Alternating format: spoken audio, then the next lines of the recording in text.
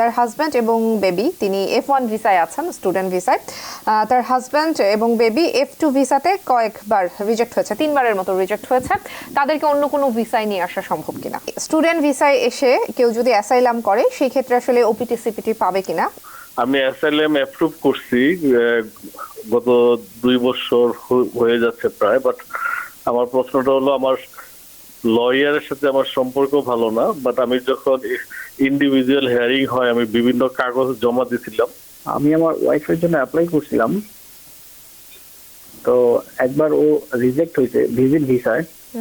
তো আবার আমি ট্রাই করছি, আবার অ্যাপ্লাই করছি, তো এখন কোনো ডেট পাচ্ছি না। ফিওনা সুমো তিনি বলছেন তার হাজব্যান্ড এবং বেবি তিনি F1 ভিসায় আছেন, স্টুডেন্ট ভিসায়। তার হাজব্যান্ড এবং বেবি F2 ভিসাতে কয়েকবার রিজেক্ট হয়েছে, 3বারের মতো রিজেক্ট হয়েছে।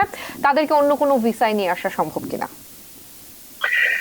সম্ভব, থিওরিটিক্যালি সম্ভব, কিন্তু স্টুডেন্ট ভিসাটাই সবচেয়ে সহজ ভিসা, সবচেয়ে বেশি অ্যাপ্রুভাল আসে স্টুডেন্ট ভিসায়। এখন F2 যেহেতু রিজেক্ট হয়েছে, B1 B2 করে দেখতে পারেন, কিন্তু B1 B2 এর অ্যাপ্রুভাল রেট কিন্তু F1 বাই F2 হচ্ছে অনেক কম, কাজেই ওখানে chances R low. But try করে দেখতে কোনো সমস্যা নাই।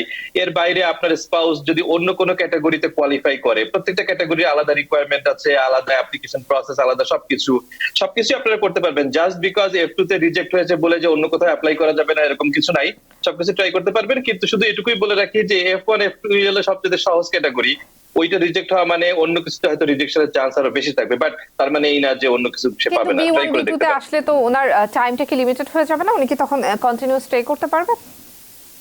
না, B1 B2 তে উনি 6 মাসের বেশি থাকতে পারবে না। আবার এমনও করতে পারে যে উনি B1 B2 তে যদি ভিসা পায় চলে এসে তারপর এখানে আবার চেঞ্জ অফ স্ট্যাটাস করতে পারবে। ধরেন উনি B2 তে আসলো, এসে উনি F2 তে চলে যেতে পারবে। ভিতরে বসে অ্যাপ্রুভালের চান্স একটু বেশি, সেটাও হতে পারে। বাট ইউর রাইট যে 6 মাসের বেশি থাকতে পারবে না B1 B2। স্টুডেন্ট ভিসায় এসে কেউ যদি অ্যাসাইলাম করে সেই ক্ষেত্রে আসলে ওপিটি সিপিটি পাবে কিনা, এবং পড়াশোনাটা যদি তিনি শেষ করেন তাহলে সাধারণ ইন্টারন্যাশনাল স্টুডেন্টের মতো সুযোগ সুবিধা পাবে নাকি সেই ক্ষেত্রে অ্যাসাইলাম এফেক্ট করবে? এইটা একটা কমপ্লিকেটেড প্রশ্ন। আবার এটা শুনলে আবার অনেকে বলে কেন, ইটস আ সিম্পল কোশ্চেন। বিষয়টা হলো, লয়ের দুনিয়ায় আসলে কোনো কিছু একেবারে ব্ল্যাক এন্ড হোয়াইট বলে কিছু নাই, অনেক গ্রে এরিয়া আছে। এইটা হলো ওয়ান অফ দ্য খুবই কমন গ্রে এরিয়া। আমি একটু বিষয়টা ব্যাখ্যা করি। যেমন ধরেন একজন F1 ভিসায় আমেরিকা আসলো, আসার পরে ধরেন উনি অ্যাসাইলাম ফাইল করছে। এখন অ্যাসাইলাম যখন আপনি ফাইল করেন USCIS এর কাছে, এইটা ইউনিভার্সিটি কর্তৃপক্ষ জানে না।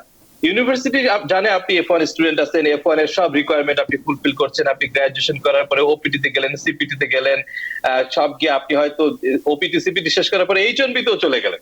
যখন আপনি H1B তে যাচ্ছেন, যদি H1B লটারিতে আপনার পিক হবে, তখন প্রথম আইডেন্টিফাই হয় যে আপনার একটা অ্যাসাইলাম অ্যাপ্লিকেশন পেন্ডিং আছে। কিন্তু ইউনিভার্সিটি এই বিষয়ে জানে না। এই জন্য অনেকে যেটা করে যে অ্যাসাইলাম অ্যাপ্লাই করে, আবার প্যারালালি স্টুডেন্ট অ্যাডমিশনটাও কন্টিনিউ করে, এবং এই যেটা বললাম যে গ্রাজুয়েশন করে ওপিটি সিপিটি সবই তারা কোয়ালিফাই করে, কারণ ইউনিভার্সিটি এই বিষয়ে জানে না।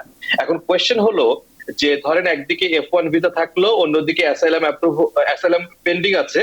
এখন স্টুডেন্ট ভিসা থেকে গিয়ে কি আপনি গ্রিন কার্ড পেতে পারেন কি পারেন না? এটা খুবই কমন প্রশ্ন। অনেকেই করে যে আমি অ্যাসাইলাম পেন্ডিং আছে, আমি কি EB3 তে যেতে পারবো কিনা, বা অ্যাসাইলাম পেন্ডিং আছে আমি NIW তে যেতে পারবো কিনা, বা EB1 বা অন্য সব ক্যাটাগরি। সমস্যাটা হলো একদম লাস্ট যে স্টেপটা I-485, এই I-485 এ গিয়ে যখনই একজন অফিসার আপনার ইন্টারভিউ নিচ্ছে, ওনার সব অ্যাক্সেস থাকে সবকিছুর উপরে, উনি দেখতে পারে যে আপনার অ্যাসাইলাম পেন্ডিং। এখন অ্যাসাইলাম পেন্ডিং অবস্থায় I-485 অ্যাপ্রুভ হয়, এই রেকর্ডও আছে। আবার অ্যাসাইলাম পেন্ডিং অবস্থায় I-485 পেন্ডিং হয় না, I-485 অ্যাপ্রুভ হয় না, এই রেকর্ডও আছে। কারণ এখানে একটা আছে, একটা কনফিউশন আছে, valid status versus valid stay এর একটা কনফিউশন আছে। এত ডিটেইলস আমি যাচ্ছি না, সংক্ষেপে শুধু এটুকু বলি যেখানে একটা গ্রে এরিয়া আছে, একটা কনফিউশন আছে। এখন কোয়েশ্চেন হলো আপনি যাবেন কি যাবেন না, এটা ডিপেন্ড করে আপনার উপরে। আমি শুধু এইটুকু বিষয়ে আপনাকে হেল্প করতে পারি। আপনার যদি অল্টারনেটিভ কোনো অপশন থাকে তাহলে অ্যাসাইলাম অ্যাপ্লাই না করা ভালো। আর যদি আপনার অ্যাসাইলাম অ্যাপ্লিকেশনটা যদি স্ট্রং না হয় তাহলে অ্যাসাইলাম অ্যাপ্লিকেশন না করা ভালো।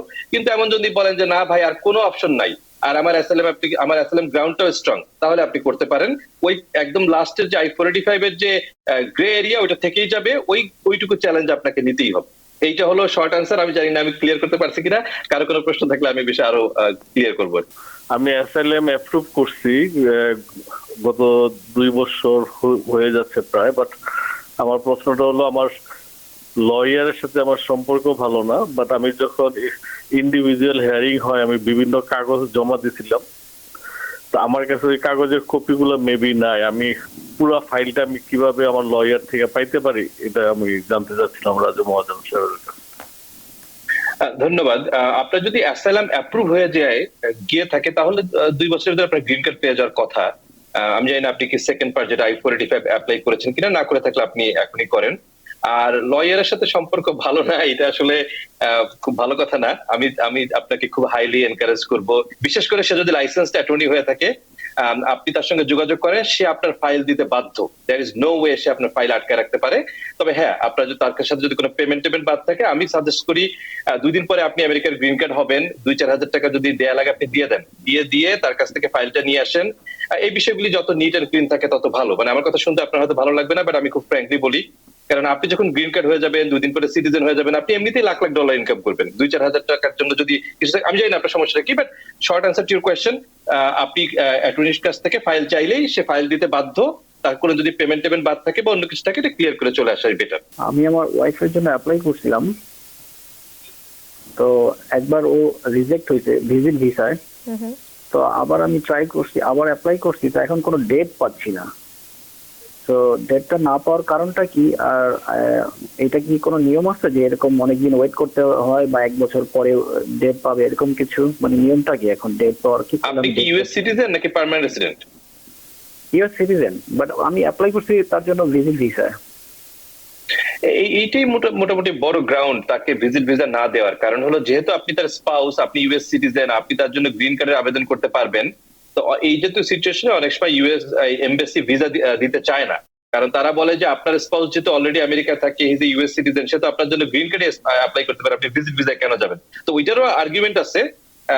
কারণ আর্গুমেন্ট হলো এরকম যে এমন হতে পারে আপনি খুব অসুস্থ, বা আপনাদের ম্যারেজ অ্যানিভার্সারি বা কোন একটা কিছু সেলিব্রেট করতে আসবে, গ্রিন কার্ডে অনেক সময় লাগতে পারে। তখন বলতে পারে যে ঠিক আছে, আমার হাজবেন্ড আমার জন্য গ্রিন কার্ড আবেদন করছে, তাতে অনেক সময় লাগবে, আমি আপাতত যাবো শর্ট টাইমে ট্যুর করার জন্য, সেটা হইতে পারে। তো আপনার জন্য আমার যেটা সাজেশন, সেটা হলো আপনি করে দিতে পারেন, গ্রিন কার্ড অ্যাপ্লাই করে দিতে পারেন।